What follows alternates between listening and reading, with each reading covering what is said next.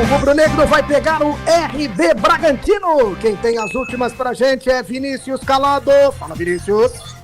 Valeu, Vitor. Um abraço a você, um abraço também a nossos companheiros, Miguel, Moisés, Diego. Sexta-feira de treinamento pela manhã pro elenco do esporte no CT. Última atividade em solo pernambucano, antes da bola rolar, domingo, 11 da manhã, em Bragança Paulista, para RB Bragantino e a equipe rubro-negra. A delegação agora à tarde viajou para São Paulo, onde já em solo paulista, amanhã, realiza a última movimentação antes do duelo com o Massa Bruta. Para esse confronto, o esporte tem o retorno do zagueiro Rafael Thierry, ainda não vai contar com Igor Caiús, Sérgio Oliveira, Hereda, e tem uma dúvida de última hora, dúvida importante. Vejam só, hoje a gente está dizendo que Matheus Alexandre se torna uma dúvida por conta de um incômodo na coxa. Quem diria, se não estiver à disposição, vai fazer muita falta. Caso Matheus Alexandre não atue, Aderlan, que jogaria na lateral esquerda, vai para sua posição de origem e fica a expectativa se Kevson, que vem muito mal, vai voltar à titularidade ou se Daniel Paulista vai dar oportunidade ao jovem Vitor Hugo da base de apenas 16 anos. Dessa maneira, o provável esporte para encarar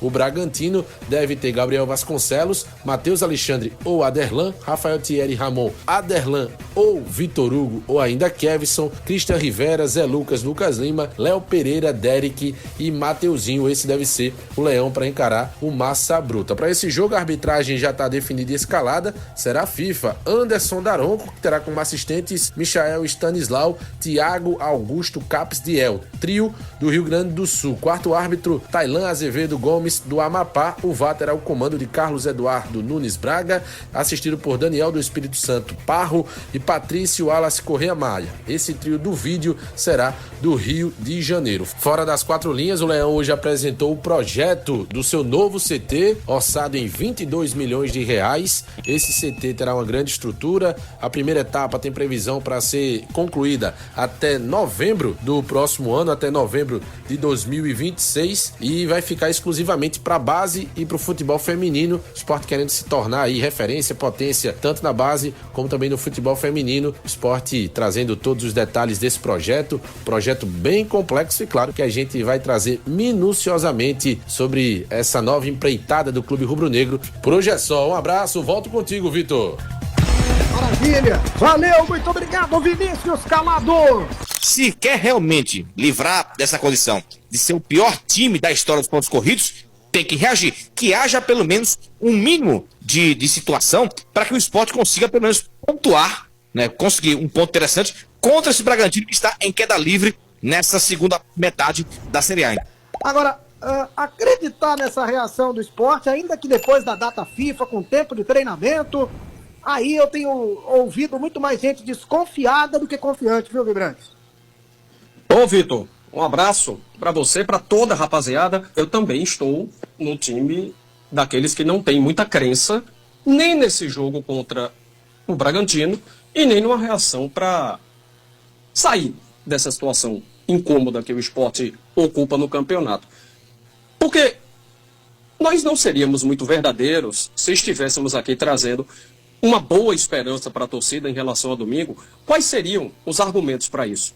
O Bragantino tem o triplo de pontos do esporte no campeonato. Triplo. É 30 para o Bragantino contra 10 do esporte. É uma distância muito grande. Quem conseguiu ver pelo menos uns 2 jogos do Bragantino, vê que o Bragantino é um time muito mais bem montado do que o esporte. O Bragantino não teve essas alterações no comando técnico como o esporte teve, né? O esporte já teve 3 treinadores nessa temporada, então não dá. Ô, Miguel, você que sempre tem uma palavra de equilíbrio na análise, você está esperançoso ou preocupado com o final de semana, Miguel? Um abraço mais uma vez, Vitor, para você e nossos amigos aqui do debate. Vitor, em relação ao esporte, sim, preocupação, porque eu não vejo o esporte pontuando diante do Bragantino. Pode acontecer, mas é claro que pode. O esporte pode vencer o jogo? Claro que pode. Futebol tem dessas surpresas. Mas se a gente olhar aqui a situação de tabela, a situação de campo e a situação de postura, eu acredito que o Bragantino tenha muito mais elementos para buscar uma vitória do que propriamente o Sport Clube do Recife. Mas se houver o esforço do esporte em entrar em campo e buscar como foi aquela vitória contra o Grêmio, mas eu não quero comparar o Bragantino com o Grêmio estava muito fragilizado ali, né? E não tirar o mérito da vitória do Sport, mas eu acredito que o Bragantino tem mais condições de jogo. Agora, Vinícius, isso também está claro para o torcedor que todo planejamento, ele houve um erro, uma insistência até um pouco orgulhosa. E se talvez tenha encontrado nos primeiros momentos esse erro, hoje o Sport não estaria nessa situação, né, Vinícius?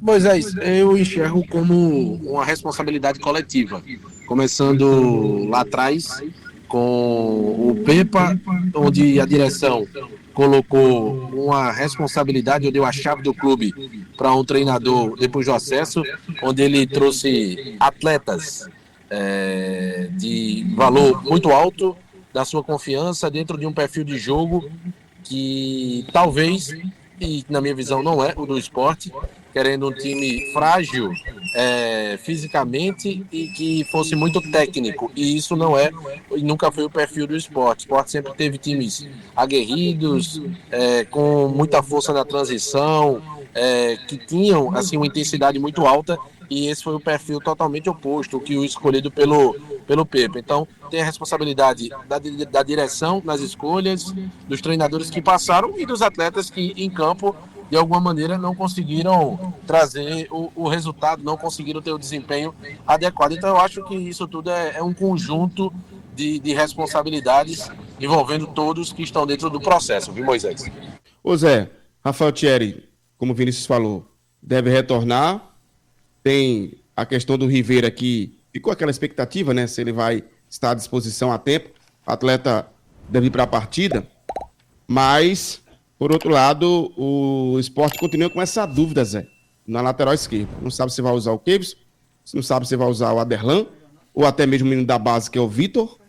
Ou seja, Zé, eu sei que já bateu muito nisso aqui, mas veja, 6 meses você já ganhar em casa, e o Sport não conseguiu definir um lateral substituto, ou pelo menos um que pudesse estar ali à disposição quando precisasse, ali do Igor Cariús, né? Essa questão da lateral esquerda do Sport é basicamente por conta do rendimento, não é? Que os laterais já foram apresentados, todos eles. Agora você precisa, dentro desse patamar, você escolher o melhor, não é? Escolhendo o melhor, você, se não tiver uma qualidade acima do normal, você não vai jogar. Por quê? Eu falo isso. Porque todos os jogadores laterais esquerdos que passaram pelo Sport, a não ser o Igor Cariús, que já vem de temporadas e mais temporadas, eles tentaram fazer o melhor, porque muitas vezes o atleta ele não consegue ter um rendimento satisfatório no primeiro jogo. Ele não consegue, às vezes, no segundo jogo. No terceiro em diante, quando ele vai pegando o ritmo de jogo, é que ele começa, a mostrar um pouquinho mais. Só que não tem tempo para isso. O Sport não tem tempo para estar esperando até quando fulano de tal vai voltar ao normal e mostrar seu futebol, por indicação que foram feitas por muitas pessoas. Todo mundo falou muito bem dele, mas ele dentro das 4 linhas não consegue render. Então, como os resultados que o Sport tem que conseguir são resultados para ontem, aí você fica numa situação delicada.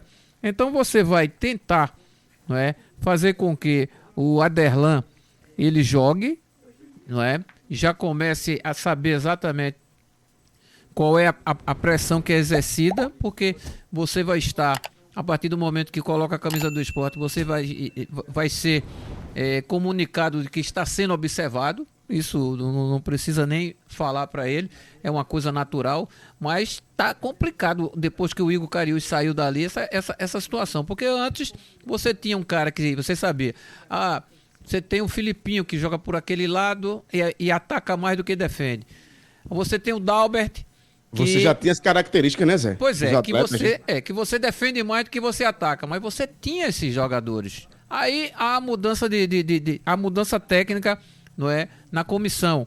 E aí o popular peso, altura e simpatia, e junto com a diretoria que também, não, apoiamos você, porque você é o treinador, e aí já começa as situações. Mas basicamente já se tentou com tanta gente. Como é o nome do menino da base que tá para ser indicado? O Vitor. O Vitor Hugo. Vitor, isso mesmo. Porque não, Eu particularmente, eu sei que o Daniel faz um trabalho que é um trabalho diferenciado e difícil, não é? Eu particularmente, eu colocaria o Vitor para ver, porque já observei tanta gente. Já botou o Aderlan, né, Zé? É. O Aderlan é um improvisado. Exatamente, então coloca o Vitor para ver. Também não rendeu. Se o Vitor viajar, ele é um sério candidato, né? Mas vamos aguardar a decisão do Daniel.